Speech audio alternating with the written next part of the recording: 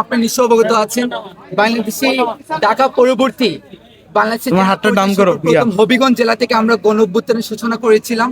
সেই 10 জুন থেকে ওই জায়গা থেকে আমার হবিগঞ্জের 17 জন ভাই শহীদ হয়েছিলেন।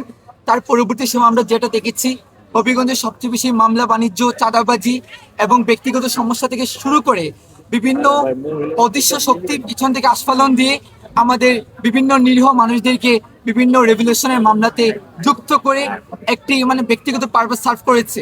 ওই জায়গা থেকে বরাবরই আমাদের দায়বদ্ধতা ছিল যে আমাদের কোনো বাইকে যদি হ্যারাসমেন্ট করা হয় এবং সে নিরীহ, ওই জায়গা থেকে আমাদের পাশে দাঁড়ানো দরকার। ওই জায়গা থেকে আমরা দেখেছি হবিগঞ্জের বিভিন্ন থানাতে, স্পেশালি শায়েস্তাগঞ্জ থানাতে এর পূর্বে আমাদের তিনজন আন্দোলন বাইকে গ্রেফতার করা হয়েছিল।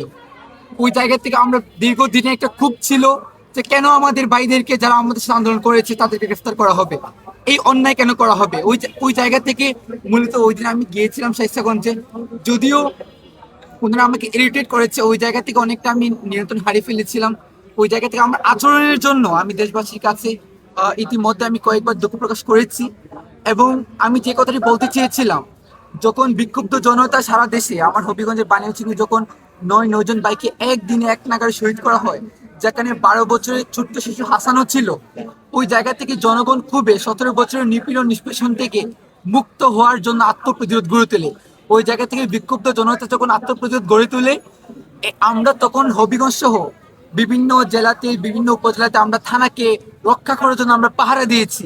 ওই জায়গা থেকে যখন আমাদের উপর ব্লেম দেওয়া হয় এবং আমাদেরকে যে ব্লেমটা দেওয়া হচ্ছিল খুব বেশি করে, যে সন্তোষের প্রতি কিছু মানুষ আমরা দেখেছি মায়া কান্না করে আমাদের যে এত বাইকে শহীদ করা হয়েছে, হত্যা করা হয়েছে, ওইটাকে যেন তারা বৈধতা দেওয়ার চেষ্টা করেছে, যেটা খুবই নিন্দনীয়।